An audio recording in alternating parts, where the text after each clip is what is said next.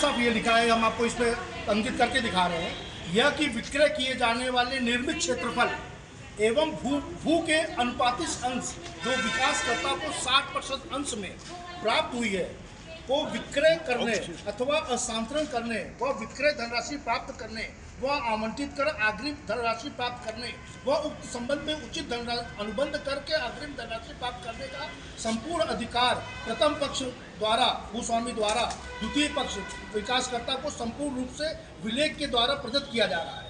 द्वितीय पक्ष विकासकर्ता द्वारा 60% निर्भर क्षेत्रफल तथा उनके अनुपातिक अभाजित भूमि के विक्रय में प्रथम पक्ष भूस्वामी भविष्य में कभी भी कोई व्यवधान उपलब्ध नहीं करेंगे। ये इनके एग्रीमेंट में है। दूसरा, ये इन्हीं सब एग्रीमेंट के बिहाफ पर हमको बैंक से लोन मिला। अब आपको एक चीज़ और दूसरा, अब ये कहते हैं कि हम अगर कुछ भी गलत है, यह पे 33 पे है, यह कि प्रथम पक्ष ने द्वितीय पक्ष ऋचा सिंह को अपना मुख्तारियाम मुकर्रर किया है। प्रथम पक्ष द्वारा इस विलेख के जरिए द्वितीय पक्ष को अपना मुख्तारियाम मुकर्रर करके द्वितीय पक्ष प्राप्त होने वाले 60% हिस्से के बाबत विलेख क्रय विक्रय विलेख आदि तहरीर करने का अधिकृत किया गया है। इस मुख्ताराम के प्रथम पक्ष में हिस्से वाले भाग से संबंध में कोई भी अधिकार प्राप्त नहीं। इन्होंने साफ साफ इन लोगों लैंड ओनर ने इनको एग्रीमेंट किया है, उसी एग्रीमेंट के आधार पर हमने खरीदा है, हमने पूरा पैसा दे के खरीदा है। ये लैंड ओनर है, जिन्होंने बिल्डर है, जिन्होंने उनका खरीदा है, हमने कहीं से कोई गलत नहीं किया है। लेकिन ये जो अवांछित तत्व है, ये अपने आप को जो गुंडा बलसारी बनते हैं, इन्होंने मेरे 15 दिन से यहाँ पर मीडिया के तरफ में भू माफिया के नाम दे करके ऐसा छिछोरा काम किया है। इसीलिए हम आज प्रेस कॉन्फ्रेंस कर रहे हैं कि रंगदारी भी मांगा जा रहा है हमसे। ये इस काम कराते वक्त हमारे पास फोन आया कि आप पैसा दे दीजिए, तो हम आपको, इनके एक भाई हैं विनय सिंह जी, उन्होंने हमको फोन किया, मेरे पास रिकॉर्डिंग है हर चीज़ की। हमने कहा कि आप पैसा, हमको किस बात का पैसा? अरे यार तुम काम कर रहा है, तुम्हारा सब काम हो रहा है, हमको तुम पैसा नहीं दोगे, हमको 5 लाख रुपए दो तब हम दोबारा ये काम करने देंगे। घूम फिर करके 2.5 लाख रुपए हमने दिया, मेरे पास रिकॉर्डिंग भी उसके बाद की जबान की सब है। हमने 5 लाख 2.5 लाख दिया, उसके बाद जब से ये पैसा मिला तब से तो और उल्टा मेरे लिए खराब करते। तो मतलब जैसे लग रहा है कि हम लोग एकदम यहाँ भू माफियाओं के बीच में आ गए। पैसा देने के बाद, हम अपनी जमीन खरीदने के बाद, 4 महीने से काम करने के बाद हम एकदम त्रस्ताई, और कहाँ नहीं दौड़े हम। एसपी साहब क्या दौड़े, हम थाना में दौड़े, लेकिन अभी तक कुछ नहीं। सर, ये ज़मीन का देखिए, आप लोगों का 24 स्क्वायर फीट की लैंड है और इसमें मैं 2 मंजिली इमारत बनाना चाहता हूँ। तो 2012 में उन्होंने कहा कि मुझे 1 करोड़ का सिक्योरिटी मनी चाहिए और आप बिल्डिंग को बनाना शुरू करिए। जब आप बिल्डिंग बनाना शुरू करेंगे तो मैं आपका पैसा वापस करूँगा। 2012 में बहुमंजिली इमारत के लिए जो मैं BDA में नक्शा अप्लाई कर दिया, और नक्शा अप्लाई करने के बाद जब मैं यहाँ पर आया तो मैं इस एक बीच से आप देखेंगे एक रास्ता जा रहा है।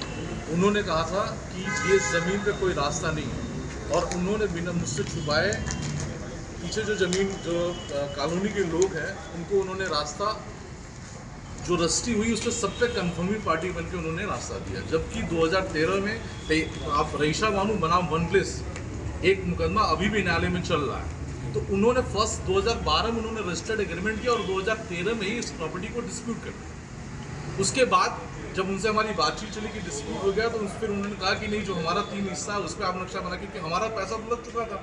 फिर मैंने ये जो प्लाट है, इस प्लाट पे फिर हमने कॉमर्शियल नक्शा पास करा के इस पर कॉमर्शियल बनाया 60-40 के रेशियो में।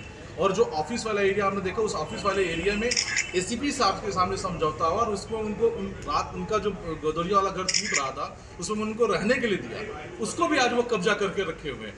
उनके दूसरा जो हिस्सा है उनकी सिस्टर का, उसको भी उन्होंने कब्जा करके रखा हुआ है। और यहाँ पे जो 60% का अनुपात मेरा था, जिसपे हमारे एग्रीमेंट में उन्होंने हमें GPA दिया हुआ, पावर ऑफ अटॉर्नी दी है कि मैं किसी को रजिस्ट्री कर सकता हूँ।